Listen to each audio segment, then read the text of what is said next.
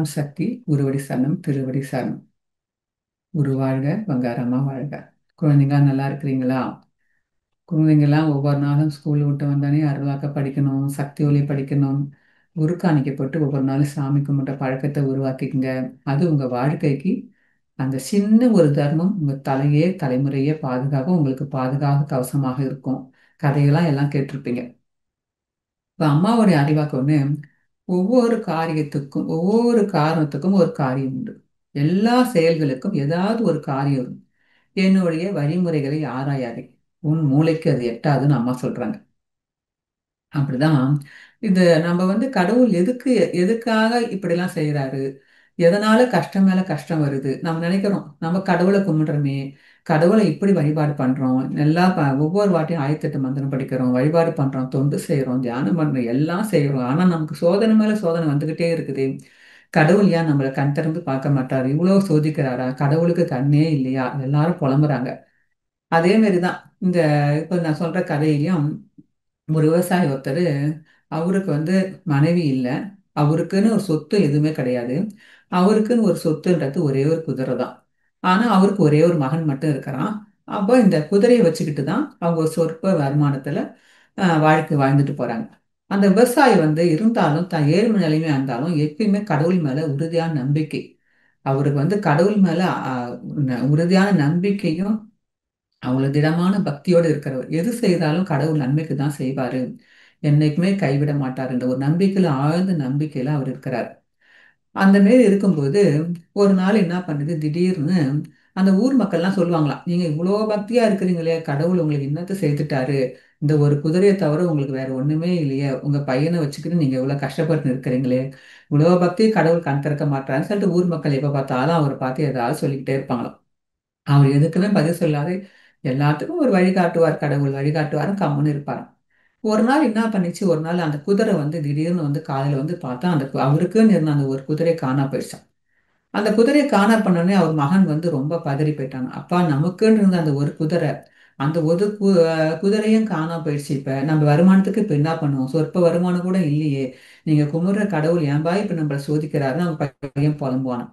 அந்த குதிரை காண போன செய்தியை கேள்விப்பட்டு அந்த ஊர் மக்கள், பக்கத்து ஊர் மக்கள்லாம், இவர் ரொம்ப நல்லவராச்சு அந்த விவசாயி, அவர்கிட்ட ஒரு சிலவங்க இன்னாங்கய்யா இந்த கடவுள், உங்ககிட்ட இருக்க மனைவியும் இல்ல, ஒரே ஒரு மகனை வச்சுக்கின்னு தொழிலும் இல்லாம இந்த குதிரையை மட்டும் வச்சுக்கின்னு நீங்க விவசாயம் பண்ணீங்கன்னு கஷ்டப்பட்டு இருக்கிறீங்க. இப்ப அந்த கடவுளுக்கு கண்ணே இல்லையா, அந்த குதிரையும் காணா போயிடுச்சு, நீங்க இப்ப என்ன பண்ண போறீங்க? ஒரு சிலவங்க பரிதாபமாவும் சொல்றாங்க, ஒரு சிலவங்க ஒரு ஏளனமாவும் சொல்லிட்டு போறாங்க. அப்பயும் அந்த அந்த விவசாயி என்ன பண்ணாராம், பார்ப்போம் என்ன நடக்குதுன்னு பார்த்துக்கிட்டே போவாங்க. எல்லாத்துக்கும் ஏதாவது ஒரு காரணம் காரியம் இல்லாம கடவுள் எதுவும் செய்ய மாட்டாரு, ஏதாவது ஒரு காரணம் இருக்குங்க, பார்க்கலாம் என்ன நடக்குதுன்னு பார்க்கலாங்கன்னு சொல்லிட்டு அதே மாதிரி என்னைக்கும் செய்யற மாதிரி வழிபாடு செஞ்சுக்கிட்டு என்னைக்கும் கடவுள் நம்பிக்கையா கும்பிட்டுட்டே இருப்பார். இப்படியே 4 நாள் 5 நாள் போன உடனே அந்த குதிரை என்ன பண்ணுது, காணா போன குதிரை திடீர்னு வந்துச்சான். திடீர்னு வந்தது இல்லாம அந்த குதிரை என்ன பண்ணிருக்குன்னா, காட்டு வழியா தெரியாம வழி மாறி போயிட்டு இருக்குது.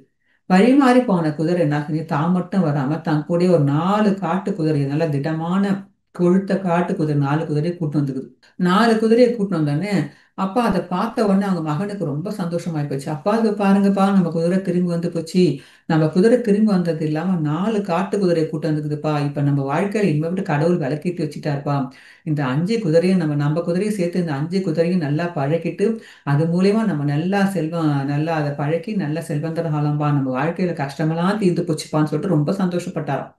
அப்பயே அவங்க அப்பா, கடவுள் ஏதாவது ஒரு வழிக்கு நல்ல வழி காட்டுவாருப்பான்னு சொன்னா உடனே ஊர் மக்கள், போன ஊர் மக்கள்லாம் திரும்பி இதோ பாருங்க அந்த குதிரை காணா போச்சு, நாங்கெல்லாம் இப்ப கஷ்டப்பட்டோம், இப்ப பாருங்க இந்த குதிரை போய் கடவுள் உங்களுக்கு ஒரு குதிரைக்கு பதிலா 5 குதிரை, மொத்தம் உங்க குதிரை சேர்த்து 4 குதிரையை கொடுத்து 5 குதிரை ஆயிப்போச்சு, உங்க கஷ்டத்தெல்லாம் தீர்த்து வச்சுட்டாரு கடவுள், நீங்க கும்பிட்டா கடவுள் உங்களை கையே விடலைங்க, உங்களை காப்பாத்திட்டாருங்க, அப்படி இப்படின்னு ஊர் மக்கள் புகழ்ந்து பேச ஆரம்பிச்சாங்களாம்.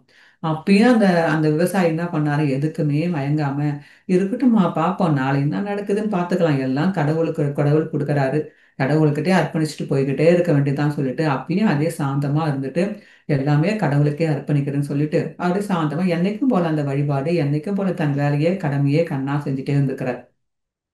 இப்படியே ஒரு 5-6 நாள் போன உடனே அந்த பையன் அவங்க மகன் என்ன பண்ணிக்கிறான், ஒரு ஒரு குதிரையா அப்ப நான் பழக்க போறேன், பழக்கிட்டு அந்த குதிரையை கொண்டு நம்ம வருமானம் சம்பாதிக்கலாமா சொல்லிட்டு ஒவ்வொரு காட்டு குதிரையா பழக்கினே இருந்தாலும் ஒரு குதிரை மேல இருந்து ஒரு நாள் பழக்கக்குள்ள என்ன பண்ணிருக்குது, அந்த குதிரை வந்து இவனை தூக்கி வாரி போட்டு அடிச்சிட்டு அதுல இருந்து மேல இருந்து கீழே வந்து மிதிச்சதுல அவனுக்கு கால் ஒடிஞ்சு போச்சு.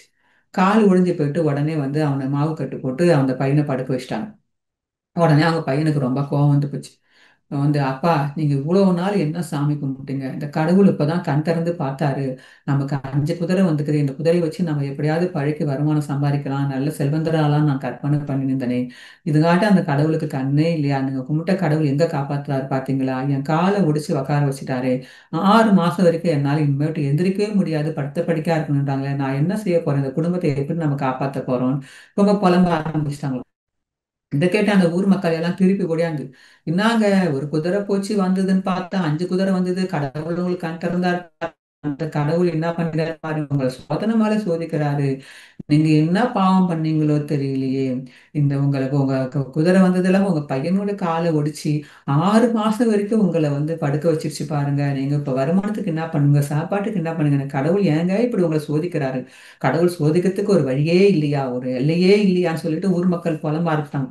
நீங்க என்ன பாவம் பண்ணீங்களோ தெரியல, உங்களை போட்டு எப்படி வதைக்கிறாங்கன்னு சொல்லிட்டு ஊர் மக்கள் புலம்பிட்டு போனப்பல அவரும் பாத்துக்கலாமா, சரிம்மா, என்ன என்ன நடக்குதுன்னு அப்புறம் பாத்துக்கலாம், எல்லாம் நன்மைக்கே நினைச்சுக்கோ, என்ன நடக்குது பாத்துக்கலாமான்னு சொல்லிட்டா. இந்த ஊர் மக்கள் போன உடனே அந்த பையனும் இதே மாதிரி ரொம்ப திட்ட ஆரம்பிச்சுன்னு அவங்க அப்பா அப்பயும் கடவுள் எல்லாம் நன்மை, கடவுளை நம்பினோம்னா என்னைக்கும் கைவிட மாட்டாரு, கடவுள் எல்லாம் நன்மைக்கு தான் செய்வாரு, நீ கம்முன்னு அமைதியா இருப்பா, இந்த ஊர் மக்கள் சொல்றதெல்லாம் நீ எதுவுமே கேட்காத, கடவுள் எது செய்தா நன்மைக்கு தான் இருக்கும், கடவுளோட கணக்கு என்ன நமக்கே தெரியாது, அவர் எதுக்காக செய்யறா நமக்கு தெரியாது, நீ அமைதியா இருப்பா, நடக்கிறது நடக்கட்டும், பார்த்துக்கிட்டே இருப்பான், என்ன நடக்க போகுதுன்னு பார்க்கலாம்பான்னு. ஒரு ஒரு மாசம் போச்சு. ஒரு மாசம் போன உடனே அந்த ஊர்ல இருக்கிற காவலாளி எல்லாம் என்ன பண்ணுவாங்க, அரண்மனையில இருந்து அரசர் வந்து உத்தரவிட்டுக்கிறாரு, ஒவ்வொரு வீட்டுல இருக்கிற ஆம்பளை பிள்ளைங்க எல்லாரையும் அரசர் கூப்பிட்டாரு, அதாவது நாட்டுல போர் நடக்க போகுது, அதனால எல்லாரையும் ராணுவத்துல எல்லார் வீட்டுல இருக்கிற திடமான ஆம்பளை பிள்ளைங்க எல்லாரையும் ஒருத்தம் விடாம கூப்பிட்டாங்க, ராணுவத்துல சேர்த்துட்டு எல்லாரையும் போருக்கு அனுப்ப போறாரு அரசர் சொல்லிட்டு எல்லார் வீட்லயும் வந்து வீடு வீடா வீடு வீடா வந்து பார்த்து அந்த சிப்பாய்களாம் போர் வீரர்கள்லாம் வந்து ஒவ்வொரு வீட்டுல இருக்கிற ஆம்பளை பிள்ளை எல்லாத்தையும் கூட்டு போயிட்டாங்களாம். அந்த ஊர் மக்கள் இருக்கிற வீட்டுல இருக்கிற எல்லா ஆம்பளை பிள்ளைங்களையும் போருக்காக கூட்டு போயிட்டாங்க. கடைசியில இந்த விவசாயி வீட்டுக்கு வந்த பிறகு விவசாயி மகன் சொன்னாராம், அப்பா என்னையும் கூட்டின்னு போயிடுவாங்கப்பா, அப்ப நீங்க தனியா சாப்பாட்டுக்கு என்னப்பா பண்ண போறீங்க, போர் வீரர்கள் வந்தா என்ன கூட்டும் போயிட்டாங்க, நீங்க என்னப்பா பண்ணுங்கன்னு கேட்டதுக்கு அவங்க அப்பா சொன்னாராம், நீ நாட்டுக்காக நீயே போய் போராடுறது தப்பு இல்லப்பா, நீயே நாட்டுக்காக உழ, நாட்டுக்காக போராடி நாட்டை காப்பாத்து, அதுதான் நன்மைன்னு சொன்னாராம். அப்ப இந்த விவசாயி வீட்டுக்கு வந்த உடனே பார்த்தா அந்த பையன் கால் ஒடிச்சுக்கின்னு படுத்துன்னு இருக்கிறான். அப்ப போர் வீரர்கள் பார்த்தாங்க இந்த பையன் வந்து இன்னும் ஒரு 6 மாசம் ஒரு வருஷத்துக்கு இவன் கால் பயன்படவே படாது, இவனை கூட்டின்னு போய் இவன் நிக்க கூட முடியாம இருக்கான், இவனை கூட்டின்னு போனா ஒண்ணுமே செய்ய முடியாது, அதனால இவன் உபயோகப்பட மாட்டான் சொல்லிட்டு அந்த விவசாயியோட மகனை கால் ஒடிஞ்ச பையனை விட்டுட்டே போயிடுவாங்களாம். விட்டுட்டு போன பிறகு அப்பதான் அவங்க அப்பா அந்த பையனுக்கு புரிஞ்சுதான், ஓ கடவுள் நமக்கு இதுக்கு தான் நம்மளை வந்து காலை உடைய வச்சிருக்காரு பிறகு நமக்கு தெரியலன்னு சொல்லிட்டு உடனே அந்த ஊர் மக்கள் பழையபடி வந்துட்டாங்களாம்.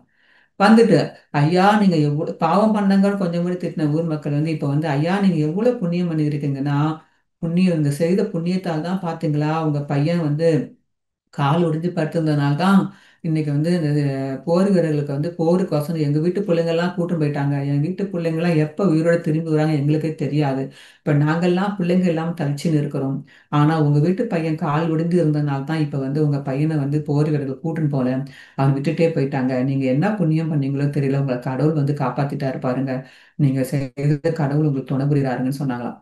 அப்பதான் அவங்க அப்பா சொன்னார், இந்த ஊர் மக்கள் பாத்தியா இப்படியும் பேசுது அப்படியும் பேசுதுப்பா, எதையும் நம்பாத, கடவுள் மேல வைக்க நம்பிக்கையை கொண்டு நீ வாழ்க்கை என்னைக்கும் கடவுள் எல்லாம் நன்மையே செய்வார், கடவுள் நன்மையே செய்வார், என்னையும் கைவிட மாட்டார், நம்பிக்கையோட வாழ்க்கை வழிநடத்தின்னு போனா நம்ம வாழ்க்கை வளம் பெறுமான்னு சொன்னாராம். அந்த கதையில வந்த மாதிரி தான் நமக்கும் நமக்கும் 4 பேர் வந்து நம்ம வாழ்ந்தாலும் நல்லா பேசுவாங்க, தாழ்ந்தாலும் நல்லா பேசுவாங்க, ஏதாவது வகையில் ஏதாவது குறை பேசிக்கிட்டு தான் இருக்கு அந்த ஊரும் ஊர் மக்களும் சொந்தங்களும் பந்தங்களும் எல்லாம் சொல்லுவாங்க தான். ஆனா நம்ம அதெல்லாம் காதுல வாங்காம நம்மளோட ஆன்மீக வழியில நம்ம பாட்டு போய்கிட்டே இருந்தோம்னா நம்மளையும் அம்மா வந்து நல்லபடியா நம்மளையும் கரையேறுத்து நமக்கு வழிகாட்டி வாழ்க்கை வழித்துணையாக இருப்பாங்கன்னு நிச்சயம். அதனால எந்த காரணத்தை கொண்டும் நாமளும் வழிபாட்டையோ பக்தியையோ தொண்டையோ தர்மத்தையோ எதையுமே குறைக்காம நாம எடுத்த குறிக்கோள்ல திடமா இருக்கணும். அப்பதான் அம்மா வந்து எல்லாமே நமக்கு எப்பவுமே நல்வழி காட்டி என்றென்றும் துணை இருப்பார்கள். நம்பினோர் கெடுவதிலே நால்மறை தீர்ப்புன்னு சும்மா சொன்னாங்க. அதனால நம்ம கடவுள் மேல இருக்கிற நம்பிக்கை எந்த காலத்துலையும் இருக்கக்கூடாது. ஒரே மாரி சீராக நம்ம கொண்டு போயிங்கன்னா நம்ம வாழ்க்கையும் சீராக அமையும் சக்திகளாம். இதுல இருந்து நாமளும் அன்னையின் அருள்வா கடைபிடித்து அனைவரும் வாழ்க வளமுடன். ஓம் சக்தி. குருவடி சரணம். திருவடி சரணம்.